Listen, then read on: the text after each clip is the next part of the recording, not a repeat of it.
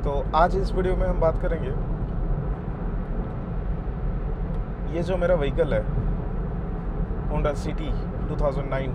बहुत जन मुझे पूछेंगे कि मैं अपने सिटी में वीडियो क्यों नहीं बनाता, क्योंकि जब हम आउट ऑफ स्टेट जाते हैं तो हमारे साथ CRV चलता है और सिटी का कंडीशन थोड़ा सा अभी नाजुक है।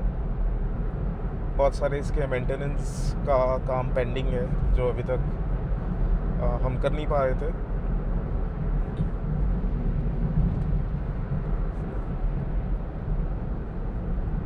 तो वो अचानक से मुड़ जाता है। सो फॉर दैट रीज़न हम ज़्यादा वीडियो इसमें बना नहीं पा रहे थे। मैं अभी जा रहा हूँ इसका काम कराने के लिए। जो first thing is the suspension. चारों सस्पेंसन इसका चेंज होना है। थोड़ा सा इसका ड्राइव शाफ्ट का जो बूट है उसमें भी इशू है, तो उसको भी रिपेयर करना है। इशू है इन द सेंस वो फट गया है, तो एक नया बूट लगना है, नया ग्रीस लगना है, बस दैट्स इट। और मैं ड्राइव शाफ्ट शायद ठीक है, मुझे चेंज करने का ज़रूरत नहीं होगा। और मैं मीटर रीसेट कर लेता हूँ। ऑलराइट। और जैसे रियर ब्रेक पैड्स हैं उसको भी डाले हुए बहुत टाइम हो गया। रियर ब्रेक पैड्स भी हम चेंज नहीं किए हैं, तो उसको भी चेंज करना है। और द मोस्ट बज वर्ड आज की ज़माने में इज़ कितना देती है माइलेज। क्योंकि आपको पता है जैसे गवर्नमेंट की पॉलिसीज़ है, जैसे एनवायरनमेंट बन रहा है अभी, it is very difficult to manage your expenses. और ये व्हीकल वैसे भी सिटी के अंदर इसका फ्यूल इकॉनमी सिंगल डिजिट में हो जाता है, इवन 5-6 भी आता है कभी कभी। लेकिन अगर आप हाईवे में at a very light foot अगर आप क्रूज़ करते हो तो आपको अच्छा खासा इसमें माइलेज मिल जाएगा। और ये गाड़ी आज के डेट में भी मतलब मुझे तो बहुत पसंद है ये व्हीकल, क्योंकि इसमें जो ड्राइविंग डायनामिक्स है वो आज जो सिटी अवेलेबल है ना, उसमें वो चीज़ मिसिंग है। ये एक प्रॉपर ड्राइवर्स कार था।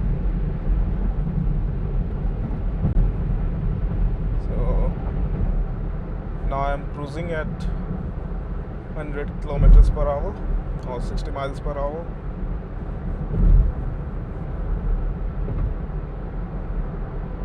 और वैसे अगर इसका काम कराने के लिए अगर मैं रेडी होना चाहूँ तो मुझे स्ट्रेट कुछ 1 से 1.5 लाख रुपए हाथ में पकड़ने होंगे, क्योंकि इतना काम है इसका, इंक्लूडिंग द स्टीयरिंग बॉक्स। और आई डोंट नो आपको कितना आवाज़ आ रहा होगा। आपको शायद सस्पेंशन नॉइज़ इतना पता ना चले, बट बिलीव मी इसका सस्पेंशन एकदम ख़त्म हो चुका है, ज़ीरो। अगर आपके पास ये सिटी है 2009 मॉडल, या फिर 2010, 11, 12, या फिर कोई भी सिटी होंडा सिटी है आपके पास, तो उसमें सर्विसिंग के रिगार्डिंग आपको थोड़ा सा इशूज़ फेस करना पड़ सकता है।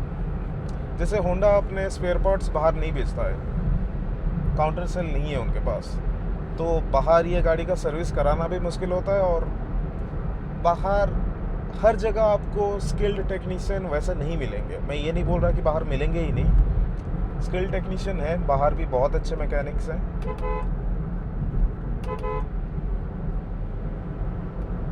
लेकिन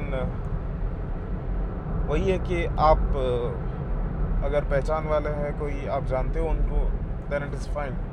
अगर नहीं है तो आप एक्सपेरिमेंट करते रहोगे, और वो काफ़ी एक्सपेंसिव होगा। और ये सिक्योरिटी आप इवन शोरूम में भी नहीं कर सकते हो। आप सोचोगे अगर मैं डीलरशिप में अगर इसका सर्विसिंग कराता हूँ तो everything will be fine, I will get my spares और प्रोबेबली कोई इशू फेस नहीं करूँगा। लेकिन ये सच नहीं है। डीलरशिप्स में भी क्या होता है ना, उनके जो मास्टर मैकेनिक्स होते हैं उनमें से वो सिर्फ सुपरवाइज करते हैं बहुत सारे नए रिक्रूटर्स होते हैं जो काम सीख रहे होते हैं, वो काम कर लेते हैं। क्योंकि एक बार मेरे गाड़ी के साथ ये एक इशू हुआ था, इसका पीछे का जो ब्रेक सिलेंडर है, मास्टर ब्रेक सिलेंडर, वो ख़राब हो गया था और वो मुझे पता नहीं चला। क्योंकि मैं जैसे आपको बताया था, आप ये व्हीकल में थोड़ा सा ब्रेक का जो बाइट है, अगर कहीं पे ब्रेक बाइट ड्रॉप करता है तो वो काफ़ी नेग्लिजिबल होगा। जो आप अगर कीनली ऑब्जर्व नहीं करोगे तो उसको पकड़ना मुश्किल है।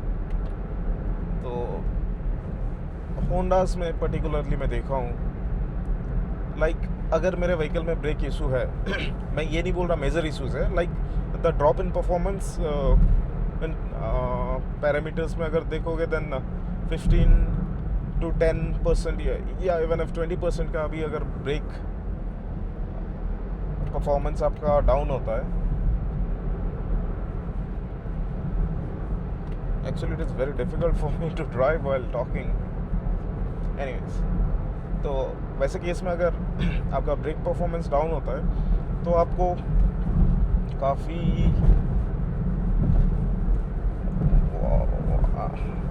I can feel each and every bump.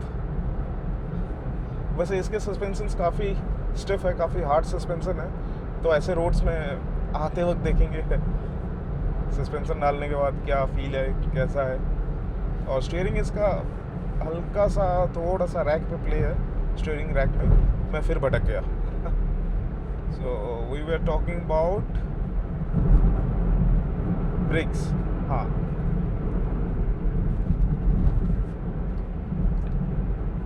अगर आपके गाड़ी में ब्रेक परफॉर्मेंस ड्रॉप होता है और अगर आप कीनली ये चीज़ ऑब्जर्व नहीं करोगे तो आपको पता भी नहीं चले। व्हाट द इडियट, कैसे पता चलेगा हैंडलिंग में क्या चेंजेस आएगा और सस्पेंशन अगर ठीक है तो उसमें क्या फ़र्क आता है।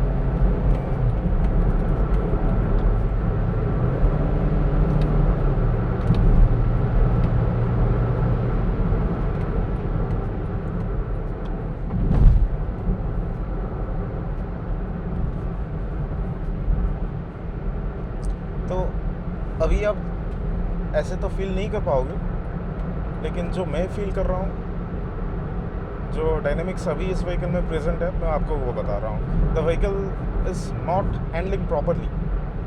इसका हैंडलिंग काफ़ी ख़राब है अभी, like it's floating all over the places. Grip इसमें इतना अच्छा आपको मिलेगा नहीं अभी। और इसका रीज़न ये है कि इसका सस्पेंशन पूरा ख़राब है. It is completely like destroyed, obliterated.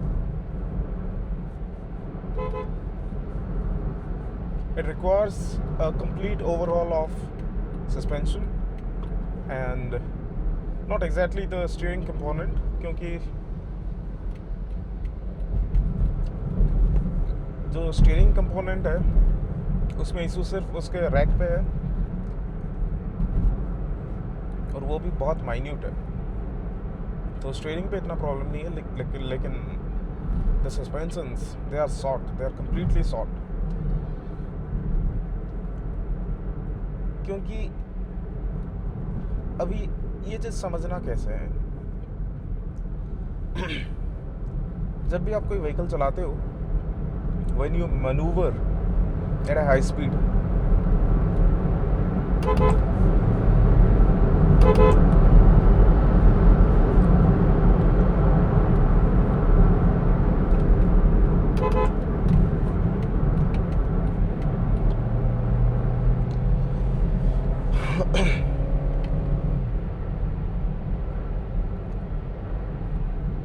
so there are some things that comes into play.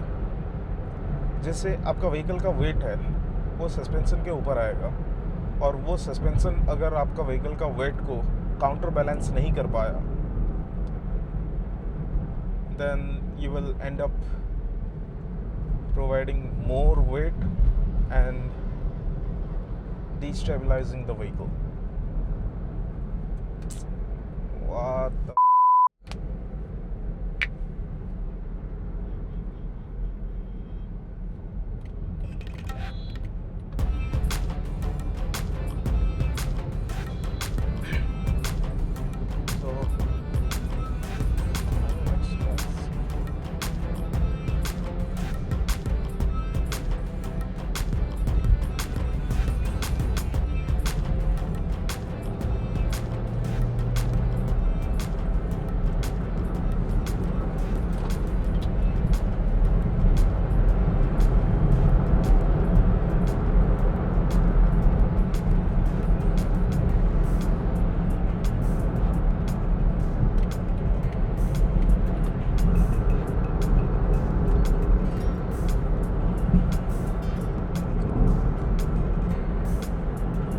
very difficult to talk or make videos while driving.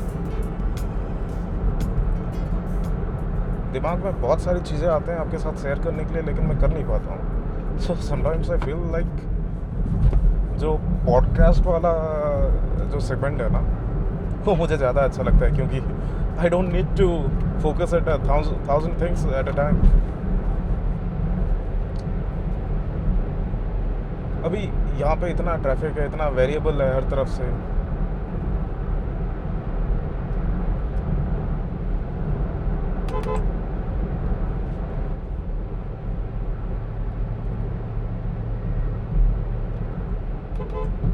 आपको हर तरफ ध्यान देना पड़ेगा.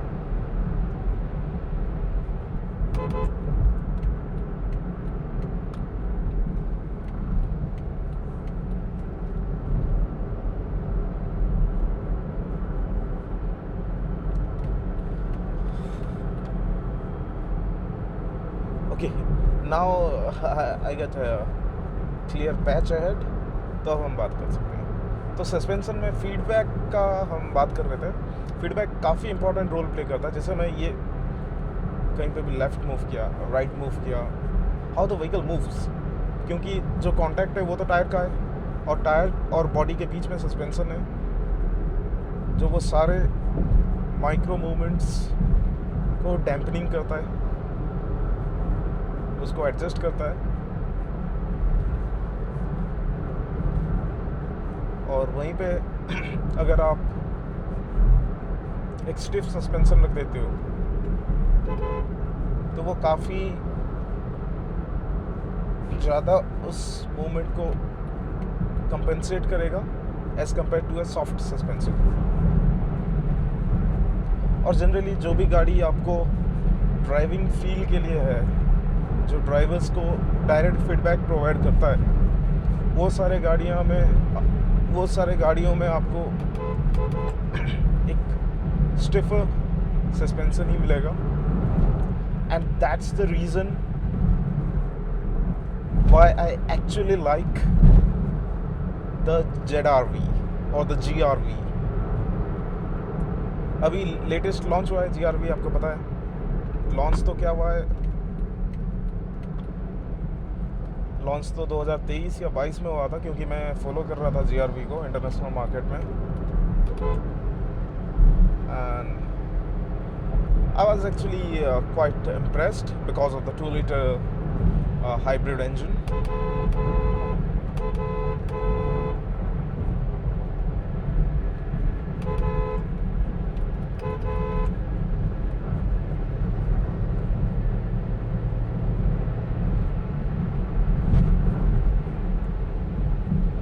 So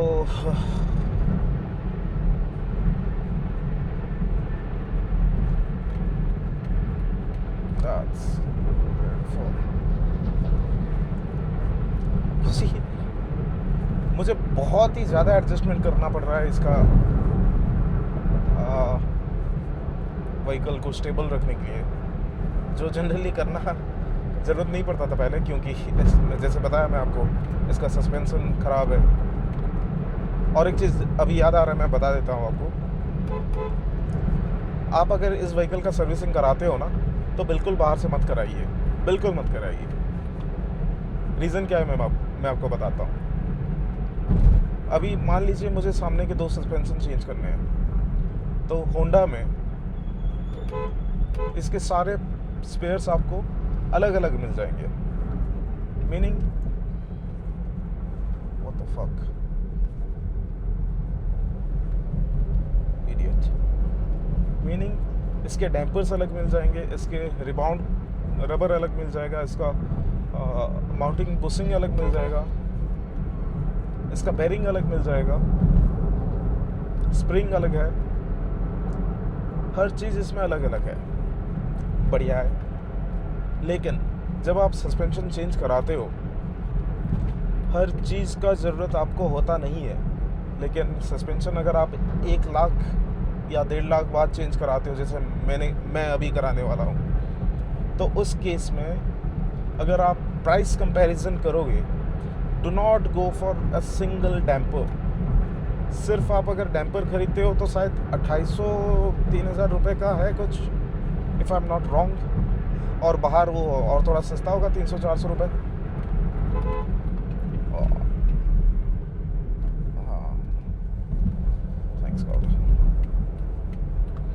तो 300-400 रुपये, मतलब आप समझ लो अगर बाहर से मैं सस्पेंशन लगवाता हूँ इसका, तो मुझे 3,000 का कुछ खर्चा आएगा। वो है कुछ कंपनीज लाइक गैब्रियल, मोनरो और मुनरो, तो आफ्टर मार्केट ऐसे ऑप्शंस अवेलेबल है। लेकिन अगर आप OEM में जाते हो,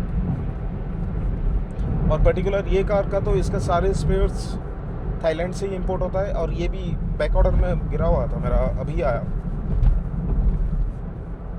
तो ऐसे अगर मैं कंपनी से लगवाता हूँ suspension, then it will cost me around 3,500 rupees per set, per suspension, per assembly.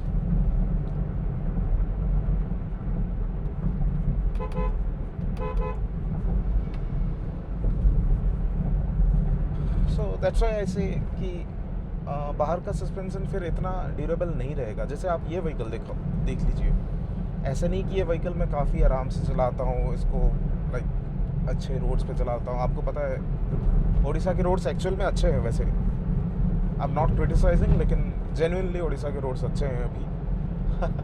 और ये रोड तो अभी बना था, ये नेशनल हाईवे है, और कंडीशन देखिए इसकी। I will take this call. वो अगर आपको मोमेंट से पता चल रहा होगा तो आप समझ पाओगे कि कितना ज़्यादा अभी इस व्हीकल में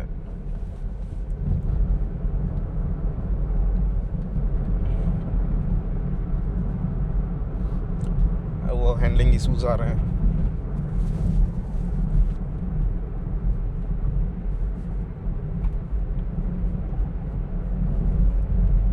3,500 रुपये, मतलब एक्स्ट्रा शायद आप 1,000 रुपीज़ स्पेंड करोगे OEM पे, और OEM सस्पेंशंस का मुकाबला आप कर नहीं सकते हो आफ्टर मार्केट सस्पेंशन से, क्योंकि पुराने व्हीकल्स में मैं बस पैसे बचाने के लिए ये सब चीज़ें हम प्रैक्टिस किए, क्योंकि जैसे मैं आपको बताया हूँ we were in taxi businesses. Oh my God, I need to focus so much. The handling is short. It's very, very short.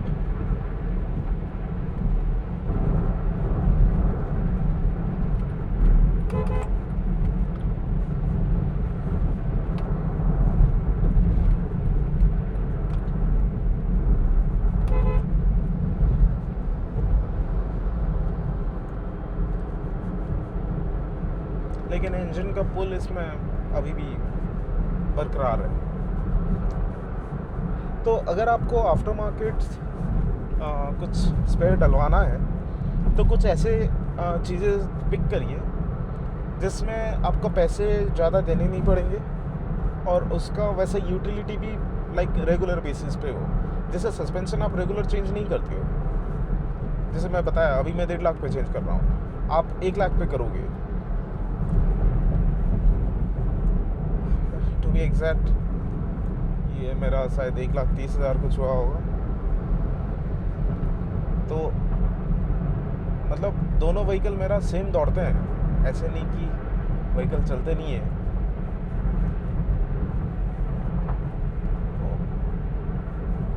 तब एक जेन्युइन सस्पेंशन और आफ्टर मार्केट सस्पेंशन में फ़र्क आता है.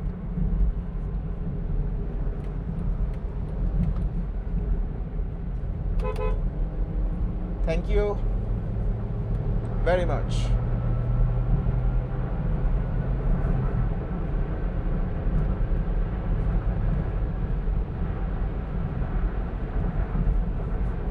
I can hear the noise of the bearing.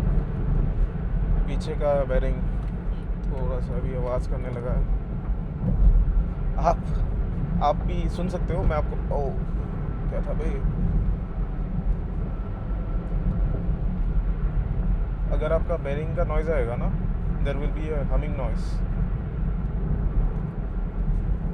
और काफ़ी evident होगा वो नॉइज़.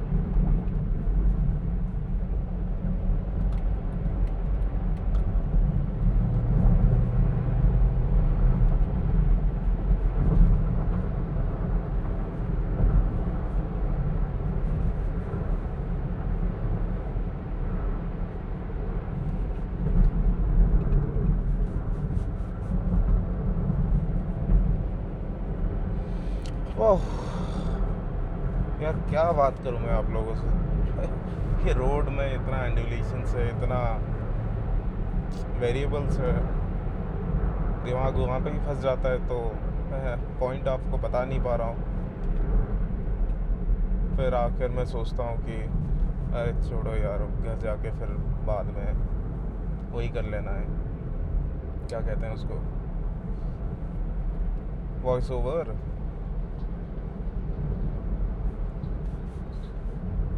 वॉइस ओवर कर लेनी है.